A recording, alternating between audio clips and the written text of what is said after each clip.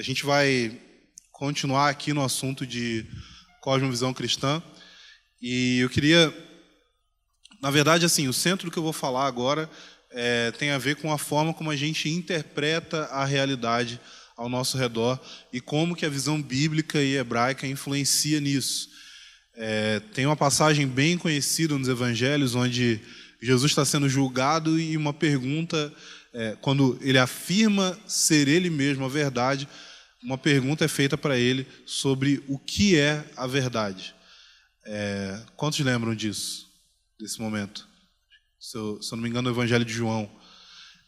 E quando essa pergunta é feita, você vê um contraste muito grande ali entre a percepção que Jesus tinha a respeito do que era a verdade, porque a percepção que Jesus tinha era que a verdade não era simplesmente uma declaração estática ou um conceito intelectual ou uma coisa que tinha a ver com teorias, mas ela tinha a ver com algo vivo. No caso ali, ele mesmo é a verdade.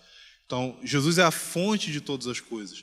Tudo foi criado por meio dele. Ele tem a ver com o propósito de tudo e no fim de todas as coisas vão convergir em Cristo, como Paulo diz para nós em Efésios. Então, o conceito bíblico de verdade, ele é um conceito muito mais dinâmico do que o conceito secular. Mas, ao mesmo tempo, a gente precisa entender que, por exemplo, quando a gente fala a respeito de verdade, a definição que a verdade vai receber é que a verdade é uma declaração correta a respeito da realidade. Então, naquele diálogo ali, você vê que Jesus estava falando da realidade. E a pergunta que estava sendo feita para ele era a respeito de como que nós podemos declarar aquilo que diz respeito a essa realidade. Então, obviamente, a realidade ela precede a verdade. Ou seja, não tem como você querer ter uma definição clara da verdade se você não tem um contato com a realidade correspondente a ela. Como eu falei na outra palestra aqui, a gente pode ter todas as teorias corretas a respeito de uma visão cristã do mundo e de todas as coisas ao nosso redor. Mas se nós não temos uma experiência com essa realidade, ou seja, se nós não conhecemos a Deus, por mais que as teorias na sua mente estão corretas, esse conhecimento que você tem, ele não vai ser um conhecimento válido, porque o único conhecimento válido, de acordo com as Escrituras, é um conhecimento que tem a ver com a experiência daquele que criou tudo ao nosso redor. Então, muita gente no mundo inteiro vai afirmar que tem uma interpretação correta da realidade, ou seja, muita gente vai dizer que tem a verdade, que as afirmações que estão sendo feitas são as afirmações corretas. E os cristãos também vão afirmar. Nós vamos dizer, não, nós conhecemos a verdade, nós conhecemos a realidade. E, em especial, a visão cristã da verdade, ela diz respeito ao seguinte, olha, nós conhecemos a verdade por meio da palavra de Deus. E talvez a prova mais cabal dessa verdade é que a verdade cristã é a única verdade que vence o maior inimigo da humanidade, que é a morte. Ou seja, nós afirmamos que nós cremos na verdade e a prova que nós temos disso, além da veracidade, do peso e da aplicabilidade das Escrituras, a prova que nós temos disso é que o nosso Senhor derrotou a morte. Jesus afirmou que ele mesmo era a verdade, mas ele não só fez afirmações corretas, afirmações boas, afirmações que eram sábias, não. Ele ressuscitou dos mortos, e isso foi comprovado pelo testemunho dos apóstolos e de muitos outros irmãos. E essa derrota do poder da morte comprova para nós cristãos de que o caminho que nós estamos seguindo é o caminho da verdade. Ou seja, Paulo falou isso em 1 Coríntios capítulo 15, ele disse, se a ressurreição não aconteceu, se a ressurreição não é uma certeza para nós, então nós somos os mais miseráveis de todos os homens. Ou seja, não tem essa história de que a verdade cristã é uma verdade que vale a pena ser vivida, mesmo que ela não fosse real. Isso daí é a maior mentira que existe. E agora, só fazendo um breve comentário, eu falei sobre Crônicas de Nárnia na outra palestra, eu falei sobre C.S. Lewis, mas tem uma afirmação do C.S. Lewis que é uma das coisas que eu mais discordo dele em todas as coisas que eu já li dele. Tem um momento, no último livro das Crônicas de Nárnia, em que tem toda uma situação lá que está acontecendo e um dos personagens diz o seguinte: mesmo se Nárnia e Aslan não são reais, nós preferimos permanecer ao lado de Aslan, permanecer ao lado de Nárnia, independente do fato de eles serem reais ou não, porque ainda é melhor do que essa realidade que a gente está vivendo aqui. Então, obviamente é uma obra de ficção, então você tem uma série de liberdade dentro daquilo ali, mas essa afirmação é totalmente contra o pensamento da Bíblia. O pensamento da Bíblia se aquilo que a gente diz crer não é real, se a ressurreição de Cristo não aconteceu, se a gente não vai ressuscitar com Ele no fim dessa era, então todos os sacrifícios da vida cristã, eles não são válidos, eles não valem a pena por si mesmos. Não adianta você dizer assim, porque a vida cristã, ela deveria ser uma vida que acontece da seguinte forma: se você vive como um cristão e você não tem prejuízo pelo fato de você viver uma vida cristã, você não vive uma vida cristã real. E se você tem prejuízo pelo fato de ser cristão, e no fim a verdade cristã não é a verdade, no final das contas, então você tomou um prejuízo à toa. Mas a gente está disposto a tomar o prejuízo da vida cristã, a gente está disposto a abrir mão da nossa própria vida, a gente está disposto a tomar a nossa cruz, a gente está disposto a dar a outra face, a gente está disposto a andar a segunda milha, porque a gente crê que tem uma vida que vale muito mais a pena do que a vida que a gente tem nessa era. Então, o prejuízo, o desperdício da vida cristã, como no caso da mulher que derramou aquele perfume que valia 1 ano de salário aos pés de Jesus, esse desperdício ele vale a pena porque a luz da eternidade não é um desperdício. Mas de acordo com o olhar desse mundo, é um desperdício sim. É uma coisa que realmente não vale a pena. E é por isso que o evangelho da prosperidade é tão prejudicial, porque diz para os cristãos que eles deveriam buscar o melhor dessa terra, que eles deveriam buscar viver uma vida de grande prosperidade financeira, de grande conforto, quando na verdade o chamado de Cristo para o discipulado é um chamado para o desconforto, é um chamado para a perda, é um chamado para pagar um preço alto, de acordo com o olhar desse mundo, mas que aquele que sabe que há um tesouro escondido no campo, sabe que vale a pena perder todas as coisas para adquirir aquele campo. Então, os cristãos afirmam conhecer a verdade, e essa afirmação é baseada na morte e ressurreição de Jesus Cristo. E, além disso, os evangélicos eles afirmam a doutrina da sola escritura. O que é a doutrina da sola escritura? Ela quer dizer basicamente o seguinte, que não existe nenhuma outra fonte de autoridade maior do que a Bíblia para determinar aquilo que a gente crê.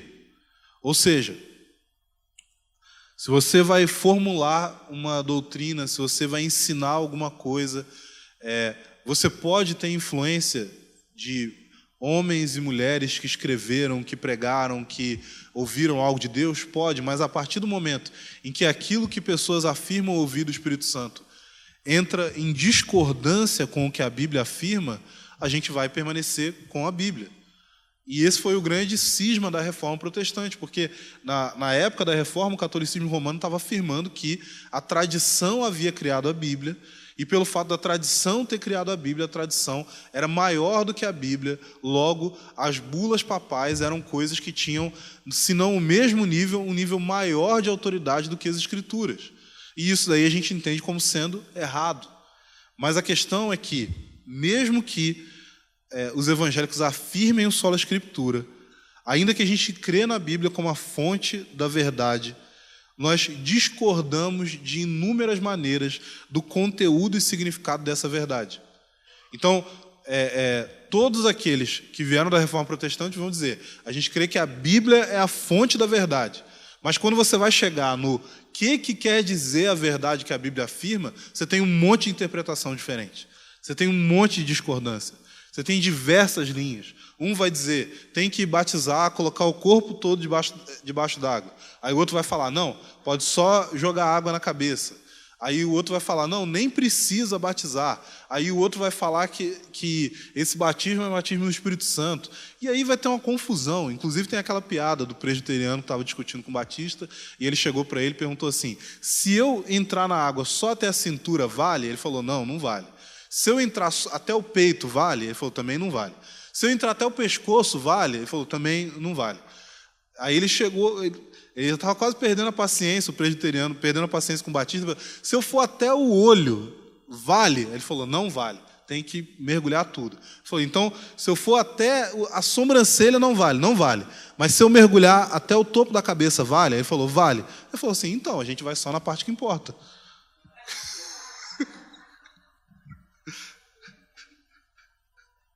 Obviamente, essa piada foi contada por um presbiteriano, né?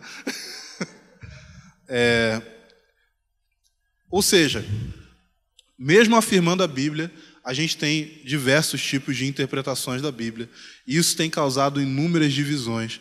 E essa questão está ligada à nossa hermenêutica, ou seja, à nossa interpretação das Escrituras, a forma como a gente percebe a Bíblia. Ou seja, a sua hermenêutica define a verdade que você abraça, define a sua interpretação da verdade que está contida nas Escrituras. Só que quando a gente olha para os autores bíblicos, a gente vê que os autores bíblicos não tinham tanta dificuldade assim de se alinhar com essa verdade. Ou seja, o cara escreveu há não sei quantos centenas de anos antes e o outro escreve centenas de anos depois.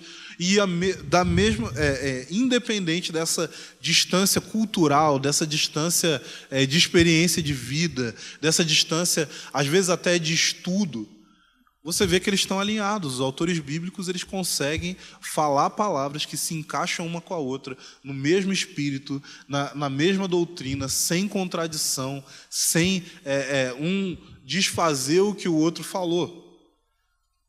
E, independente se eram pessoas eruditas ou semi-analfabetos, eles não tinham problemas em chegar a uma proclamação clara da verdade das Escrituras.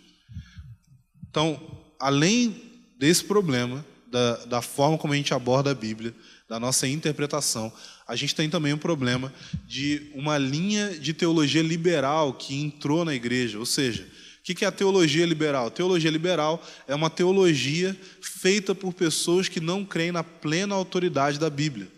Ou seja, são pessoas que olham para a Bíblia, e a gente tem inúmeros pregadores que são influenciados por essa teologia. Eles olham para a Bíblia e eu ouvi uma afirmação de um dizendo assim, que ele vê os escritos de Paulo e aí em determinadas partes ele fala assim: Paulo falou assim, mas eu não colocaria desse jeito.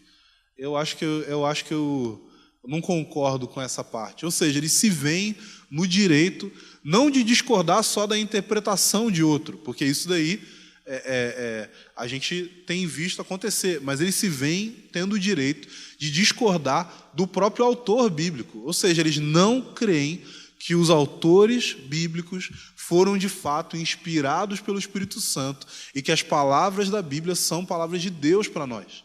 E aí, o que acontece? Quando eles diminuem a autoridade da Bíblia, e quase que invariavelmente esses teólogos liberais, não só eles desvalorizam a Bíblia, mas eles também desvalorizam a ação do Espírito Santo. Eles não creem que o Espírito Santo está agindo na igreja hoje. Eles não creem que alguém possa receber uma palavra de Deus, que o Espírito possa atuar com cura, que a gente possa realmente receber algo do Espírito aqui. E aí, isso daí causa mais confusão ainda nas interpretações que nós temos. Nós sabemos que os autores bíblicos eram pessoas como nós. Eles não eram pessoas especiais no sentido de que eles tinham menos falhas, que eles eram menos pecadores, que eles tinham uma visão até mais correta sobre o próprio mundo que eles viviam. Por quê? Porque a Bíblia não faz questão nenhuma de esconder as falhas desses homens que escreveram a Bíblia.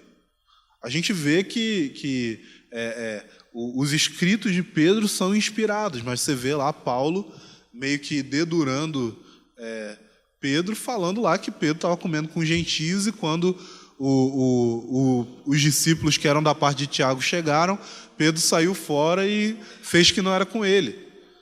Ou seja, esses autores eram falhos, eles não eram pessoas perfeitas, mas eles eram inspirados pelo Espírito Santo para poder escrever as Escrituras. Então, ainda que os autores bíblicos fossem falhos, a intenção do Espírito não falhava. O Espírito os inspirou a falar de maneira clara. Ele os inspirou a produzir escritos de fato que vieram da parte de Deus. E se a intenção do Espírito foi o principal motivo para a criação das Escrituras, a gente sabe que o nosso alvo principal ao interpretar a Bíblia deveria ser a intenção do Espírito. O nosso alvo principal é encontrar o que Deus estava querendo comunicar para o seu povo por meio das Escrituras. Então, só que o problema é que para a gente chegar à intenção do Espírito, a gente precisa passar, como o Dan Juster falou aqui várias vezes, a gente precisa passar pelo autor humano, a gente precisa passar pelas palavras, pelo contexto cultural, pela geografia, pelas línguas originais, pela literatura da época. Ou seja, todas essas coisas vão influenciar a nossa abordagem do texto bíblico. Não só isso, mas a gente precisa entender que a forma como nós enxergamos o mundo vai ter uma influência nisso também. E é aqui que entra a questão da cosmovisão. É aqui que entra a aplicação da cosmovisão para que a gente possa, de fato, experimentar uma vida cristã que tem a ver com a intenção do Espírito Santo ao criar as Escrituras. Por isso que, quando a gente fala das nossas raízes hebraicas ou raízes judaicas, a gente precisa entender que a principal fonte dessas raízes não é o judaísmo. O Haroldo falou aqui, tem o Talmud, tem diversos escritos, tem um monte de rabino que escreveu um monte de coisa. Quer dizer que tudo que eles falaram é de se jogar fora? Não, não necessariamente. Mas a questão é que existem pessoas que focam nos escritos rabínicos, que focam em contextos judaicos, que focam em pensamento de diversos judeus na história, e no fim, essas pessoas elas vão, na verdade, se afastando cada vez mais das Escrituras. Como um amigo nosso disse, o problema é que o judaísmo, e eu não estou falando aqui sobre essa raiz hebraica, essa raiz judaica no sentido de que a gente está usando e no sentido que o próprio Dan Juster usa no seu livro, eu não estou falando que essas raízes são contaminadas, mas a questão é que quando você vai para o judaísmo, você tem uma ênfase exagerada em elementos que não são essenciais. E é exatamente por isso que o judaísmo, da época de Jesus, rejeitou ele como Messias. Porque eles estavam focados não na intenção do Espírito em criar as Escrituras, mas eles estavam focados naquilo que eles haviam adaptado das Escrituras para os seus próprios contextos culturais e seus próprios interesses. Tem um amigo nosso que ele diz o seguinte, ele fala que quando você começa a focar muito em judaísmo, o que eles vão falar? Eles vão pegar e vão falar assim, olha, você vê que Jesus ele nasceu numa manjedoura. E aí eles vão dizer para você, olha só a manjedoura que Jesus nasceu. Olha aqui como que ela foi construída, olha o que tem ao redor dela, olha o material que foi usado nela, olha qual que era o contexto que essa manjedoura era utilizada. E essa manjedoura, ela faz referência àquilo que os animais comiam em tal época das Escrituras e tal. E aí, o que acontece? Você foca tanto na manjedoura que você esquece o bebê que está ali. E você não quer esquecer o bebê. Porque a salvação está ali naquele bebê. A salvação não está na manjedoura. A manjedoura ela está dando suporte para a coisa. E aí o problema é que às vezes, e no Brasil isso tem acontecido muito, as pessoas estão focando em interpretações judaicas que focam na manjedoura e esquecem o bebê que está ali dentro dela. E a gente não pode fazer isso. O contexto cultural é importante. as ideias do autor bíblico, da cultura na qual ele estava inserido, elas são importantes. Mas a gente não pode perder o foco ao falar a respeito dessas coisas. Então, a questão é que a nossa cosmovisão vai determinar a nossa interpretação. Isso não é uma coisa que não tem como você fugir disso. E é por isso que eu estou falando desse assunto aqui. Porque a gente precisa entender que existe uma cosmovisão do Espírito Santo. O que é a cosmovisão do Espírito Santo? A cosmovisão do Espírito Santo quer dizer que Deus olha para o mundo que Ele criou. E Ele olha e pensa a respeito desse mundo da maneira correta. Deus não lida com diversas interpretações. Ele olha da maneira correta para a realidade que Ele criou, porque Ele é Senhor sobre essa realidade. Mas além dessa cosmovisão que o próprio Deus tem, e eu não estou dizendo aqui que nós temos qualquer tipo de acesso direto a essa cosmovisão. Se você ouvir alguém declarando que essa pessoa tem a verdade de forma absoluta, que todas as interpretações dela não correm o mínimo risco de serem mudadas, você deve fugir dessa pessoa. Porque a verdade é que a nossa interação com as Escrituras ela tem um caráter muito mais investigativo do que dogmático. A gente olha para a Bíblia e a gente está buscando chegar à verdade que está ali nas Escrituras, mas para chegar nessa verdade, você precisa lidar com diversos elementos que estão ali misturados nesse contexto da verdade das Escrituras. E um deles é entender o seguinte: o Espírito Santo tem uma intenção de escrever o texto bíblico, mas os autores bíblicos tinham uma cosmovisão específica. Os autores bíblicos tinham um jeito deles enxergarem a realidade.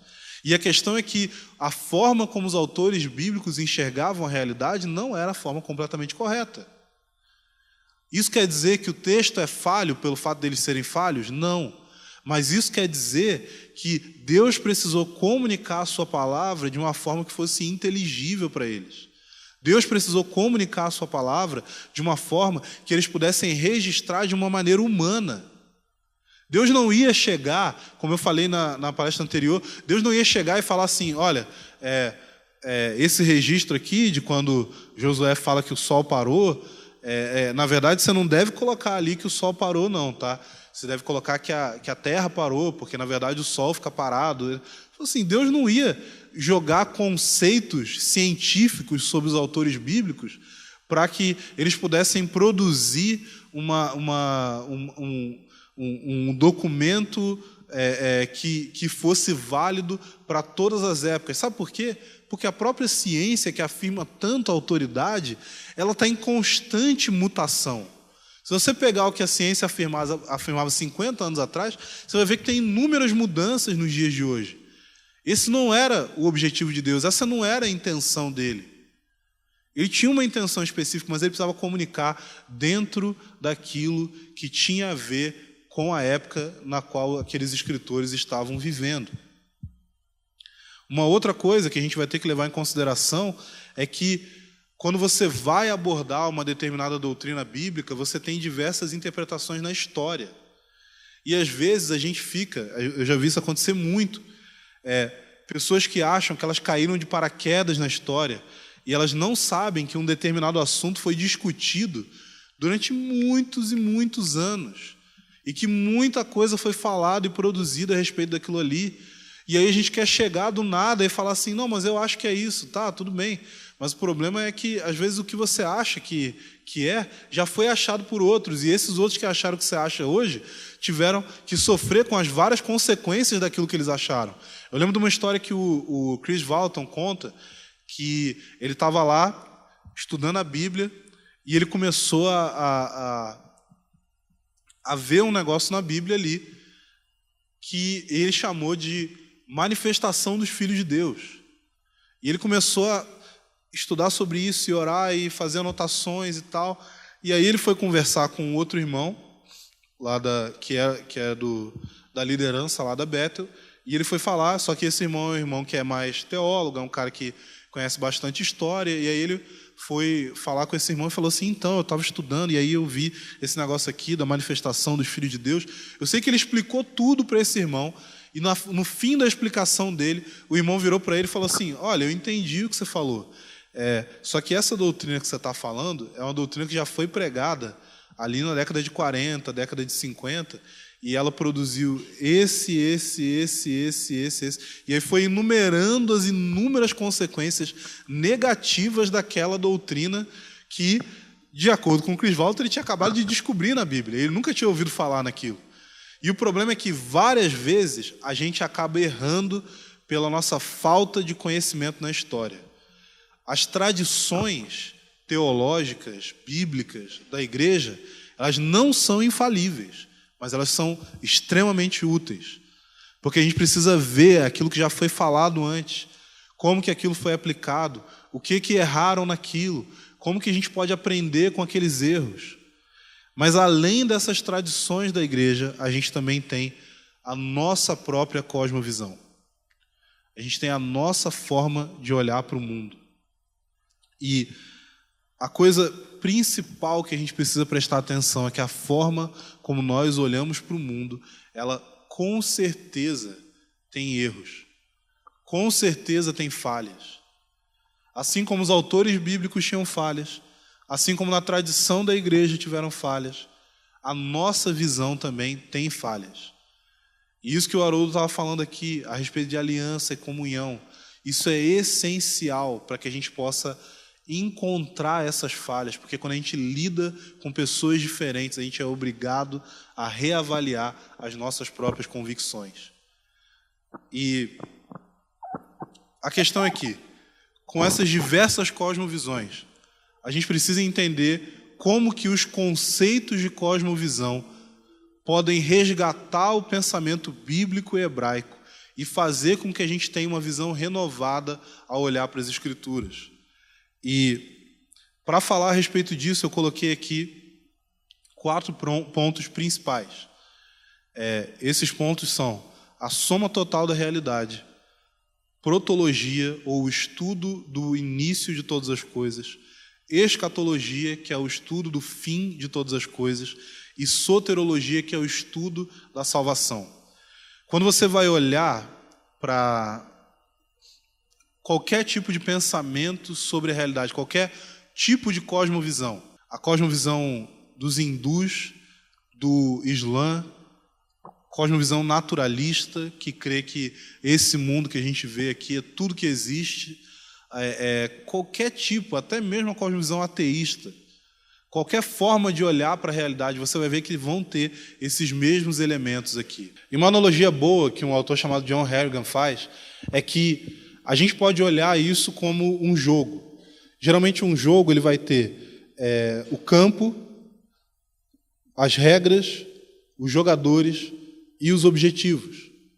E qual que é o problema de pensar nisso em relação à cosmovisão bíblica e hebraica? É que, imagina o seguinte, imagina que você está querendo jogar futebol e aí você tenta jogar futebol numa quadra de basquete. Vai dificultar um pouco, né? Eu sei que quando a gente era moleque, jogava futebol em qualquer lugar, né? No meio da rua, inclusive. Tal. Mas a questão é que cada jogo tem um campo onde ele deve ser jogado. Cada jogo tem suas regras próprias. Cada jogo tem os seus objetivos. Não adianta eu tentar pegar, por exemplo, no futebol, quando você joga a bola e ela bate na rede, isso daí é um gol. No vôlei, quando você joga a bola e ela bate na rede, isso geralmente não é bom para o seu time.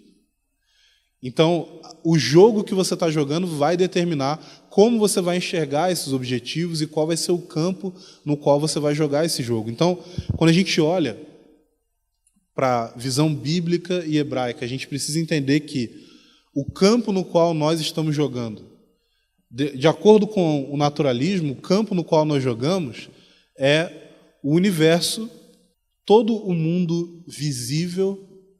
Então, o que a gente consegue ver, de acordo com o naturalismo, é aquilo que existe. Mas, de acordo com a visão bíblica, o que a gente vê é só parte daquilo que existe. Porque existe uma realidade maior do que isso. Existe algo que vai além daquilo que a gente vê. Porque a Bíblia fala de coisas visíveis e coisas invisíveis. A Bíblia fala que esse mundo no qual nós vivemos, ele vai além dessa era, ou seja, existe um período de tempo a ser ainda inaugurado, que ele, na verdade, ele tem muito mais realidade do que o tempo que a gente está vivendo hoje. Então, quando a Bíblia fala a respeito da soma total da realidade, a Bíblia vai falar a respeito de céus e terra. A Bíblia vai falar que Deus criou os céus e a terra no início de todas as coisas. Ou seja, a realidade que Deus criou, ela vai muito além daquilo que a gente consegue perceber com os nossos sentidos hoje. Ela vai muito além disso. Por quê? Porque a realidade de Deus tem a ver também com o lugar da habitação dele, tem a ver com o lugar do trono dele, tem a ver com o lugar onde os anjos habitam, tem a ver com o lugar das regiões celestiais, e tudo isso vai convergir numa única coisa no fim de tudo. Tudo isso vai ser experimentado por nós como a realidade da nossa vida. Então, quando a gente olha para outras cosmovisões, elas vão olhar simplesmente para uma realidade aqui compacta dessa terra. Ou elas vão olhar para uma realidade que é uma realidade, por exemplo, dentro do hinduísmo, que ela diz respeito a uma espécie de total perda de uma personalidade individual. E Deus não nos criou para que nós percamos a nossa identidade individual. Ou seja, o céu, a era vindoura, o reino de Deus, ele não diz respeito a você perder a sua personalidade e ser inserido numa espécie de existência espiritual e despersonalizada. A era vindoura tem a ver com você, de fato, experimentar o que é ser um indivíduo, mas num correto relacionamento. O esquema criação, queda, redenção e consumação.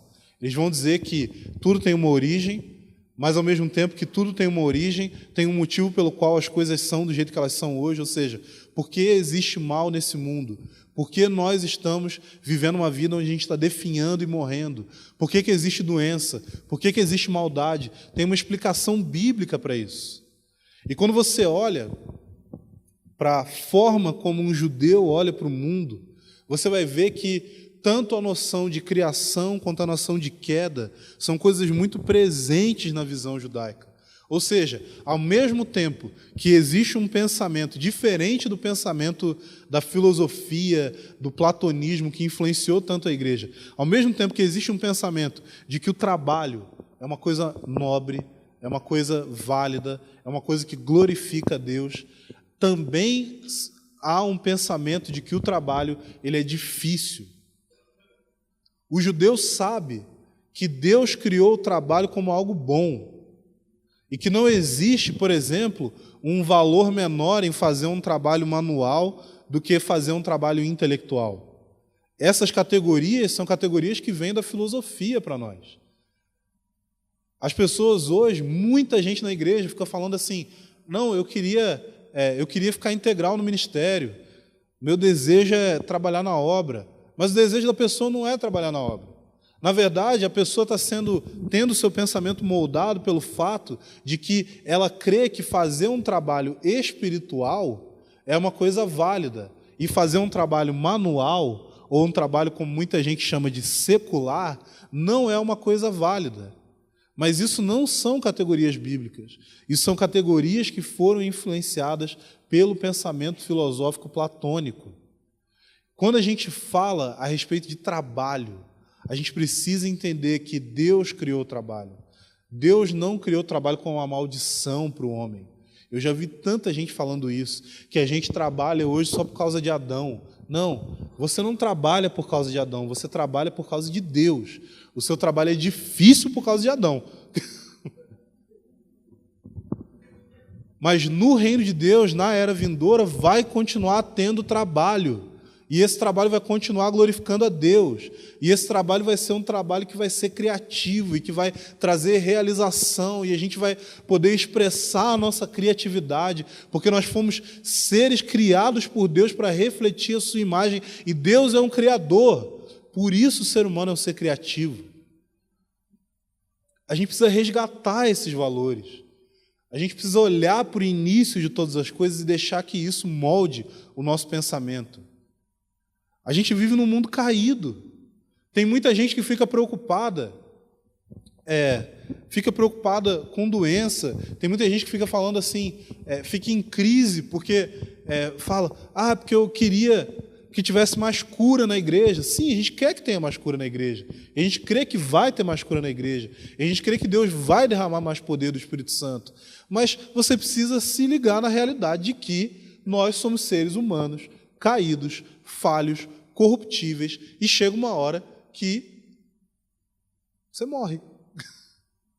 E nessa era não tem como escapar dessa realidade. O seu corpo é frágil. Você pode ser curado por Deus? Sim. Mas tem muita gente que não é curada por Deus. Mas a nossa mentalidade não deveria estar simplesmente em buscar a cura para a nossa vida ser mais fácil. A gente deve buscar Deus intensamente pedindo cura. Mas a gente precisa saber que, independente do fato de eu ser curado ou não, vai chegar um momento em que o meu corpo vai ressuscitar. Todo o sofrimento vai ficar para trás. Toda doença, toda limitação. Porque uma coisa é você falar assim, eu quero ser curado de uma doença, mas ainda que você seja curado de uma doença, você ainda cansa. Você ainda tem que dormir. Você ainda tem não adianta, você vai ter que comer comida saudável. Agora, a questão é, se no reino de Deus toda comida vai ser saudável, ou se, independente do que você comer, como o Alu estava falando aqui, você não vai engordar e nem vai ter colesterol, nem nada disso, a gente não sabe. Mas a questão é que a gente precisa entender que a limitação dessa era, ela é produto da queda, mas ela tem um fim. Tem um fim. A esperança da ressurreição deve moldar a nossa forma de viver a cada dia. A cada dia. Você vê que quando Paulo foi levado até o Sinédrio e ele estava sendo julgado ali, e ele afirmou ali o seguinte, ele falou, eu estou sendo julgado por causa da esperança da ressurreição. O que aconteceu? Por causa da rixa que tinha ali entre os fariseus e os saduceus, que não criam na ressurreição, ele conseguiu escapar. Mas por quê? Porque ainda estava arraigado no coração de muitos judeus naquela época, de que o fato de que a nossa esperança é que a gente vai ressuscitar, que essa era maligna vai terminar e que a gente vai viver para sempre no reino de Deus, onde toda a imperfeição dessa era vai ser eliminada. Mas isso também influencia a nossa soteriologia, ou seja, isso influencia a forma como a gente vê a salvação. Infelizmente, na igreja, cada vez mais a gente vê que a salvação se resume simplesmente a você vir à frente, levantar a sua mão, repetir uma oração, e a partir dali você está livre do inferno, e aí você pode viver aquela vida evangélica medíocre. Mas isso não é a salvação bíblica. Porque a salvação bíblica tem a ver com o fato de que nós olhamos para o fim de todas as coisas, de que nós seremos ressuscitados, purificados, livres do pecado, e a gente vive hoje nessa esperança. Como diz ali em 1 João, todo aquele que tem nele essa esperança purifica-se a si mesmo.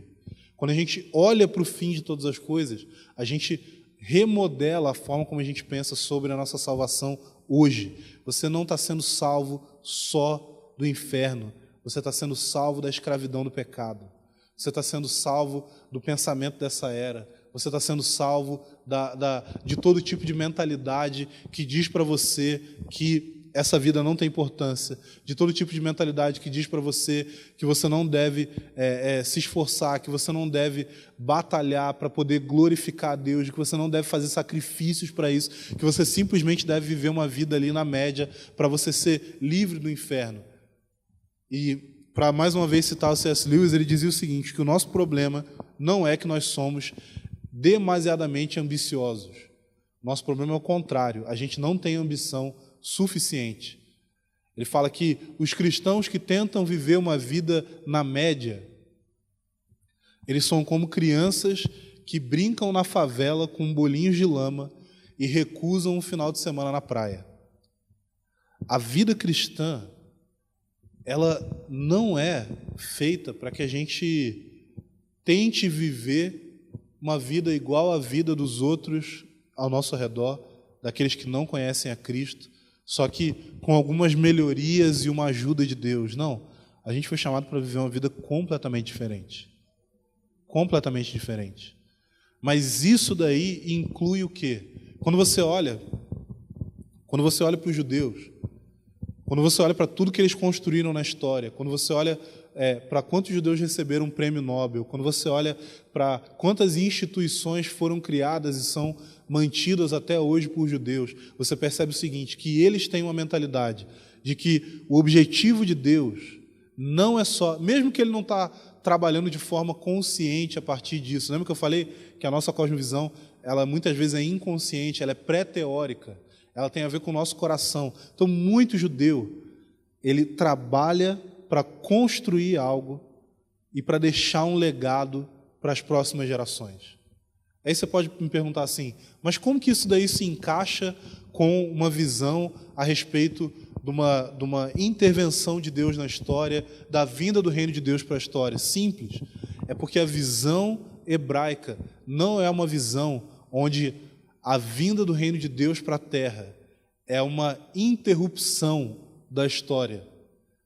Os judeus olham para a vinda do reino de Deus para a terra, para o estabelecimento do reino de Israel, para a vinda do Messias, não como uma coisa que zera a história e começa tudo de novo e nada do que aconteceu antes tem a ver com o que vai acontecer a partir dali. Não, eles olham para o reino de Deus como uma continuação da história, mas com uma eliminação de tudo aquilo que impedia que nós vivêssemos plenamente aquilo que Deus tinha para nós vivermos. Ou seja, quando eu crio uma instituição, quando eu trabalho nessa instituição, seja um negócio, seja uma empresa, seja uma instituição de assistência a pessoas carentes, seja qualquer coisa, e quando eu trabalho para deixar um legado a partir daquilo ali, quando eu trabalho não só pelo lucro, não só pelo prestígio, mas eu trabalho sabendo que eu estou construindo para o futuro. Eu não estou fazendo algo pensando só nessa era. Eu estou fazendo algo como um testemunho daquilo que Deus vai fazer na história. A gente precisa de cristãos que tenham uma mentalidade de legado. A gente precisa de cristãos que tenham uma mentalidade de deixar algo para as próximas gerações. Você fala assim, muita gente cria essa mentalidade. Ah, mas eu vou fazer uma faculdade, eu vou fazer isso, vou começar uma empresa, mas Jesus não vai voltar nessa geração. Sim, é bem provável que Jesus volte nessa geração. Mas a questão é que, se Jesus volta, eu quero que a obra que eu realizei seja uma obra que tenha alguma utilidade para o reino dele no futuro.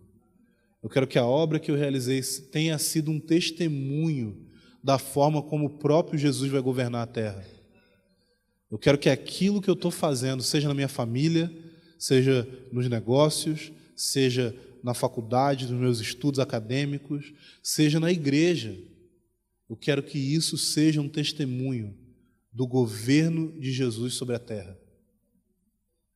E a questão é que, quando nós abandonamos essa ideia que não vem da tradição judaico-cristã, ou seja, essa ideia pagã e filosófica de que a gente simplesmente está indo em direção a uma realidade que não é uma realidade palpável, no fim das contas. Tem muito cristão que pensa a respeito da era vindoura, que pensa a respeito do céu, como uma coisa que simplesmente não tem nada a ver com essa vida. Gente, Deus criou o ser humano, corpo, alma e espírito. Deus não criou o ser humano um espírito que ficava vagando por aí. Deus vai ressuscitar você e vai trazer você de volta nesse corpo. E eu não sei se Ele vai botar cabelo nos que ficaram carecas e tirar a barriga dos que engordaram, mas a questão é que Deus vai trazer você de volta num corpo. E Deus vai fazer com que nós habitemos nessa terra. E essa terra foi feita para a glória de Deus. Então a gente não foi criado para viver uma vida onde a gente fica largado só esperando. Não, eu estou esperando a hora que eu vou morar numa nuvem. Não, você foi criado para fazer coisas, para lidar com a realidade, para lidar com o mundo ao seu redor, para glorificar a Deus. E essa visão enraizada nessa terra tem muito a ver com a forma como os judeus olham para o mundo. E se a gente não olhar para essa terra como um lugar que foi feito para glorificar a Deus, ainda que hoje esteja corrompido pelo pecado, a gente dificilmente vai conseguir construir um legado para a próxima geração e dificilmente a gente vai fazer coisas que de fato tragam verdadeira glória para Deus. Amém? Então, a gente vai direto? Vamos dar um intervalo? Vai dar um intervalo? Então, eu queria só fazer uma oração. Senhor, nós te pedimos, ó Deus, Senhor, que esse tempo aqui não tenha sido um tempo de refúgio, simplesmente, e que agora a gente precisa voltar para a nossa vida desanimado com o fato de que a gente não vai ter a mesma intensidade de palavra, de oração. Mas, Senhor, que esse tempo aqui tenha sido um tempo que moldou o nosso coração para que nós possamos voltar para a nossa rotina e trabalhar, construir, viver para a Tua glória. Senhor, muda a nossa mentalidade, muda a nossa visão de mundo, muda a forma como nós abordamos as Escrituras, Pai. Senhor, em nome de Jesus, molda o nosso pensamento sobre a nossa família, sobre o nosso trabalho, sobre o ministério. Senhor, em nome de Jesus, molda-nos com a mentalidade da ressurreição, Pai, para que a nossa vida seja para a Tua glória e que a gente possa construir coisas que deem testemunho do Teu reino que está vindo. Em nome de Jesus, Pai. Amém.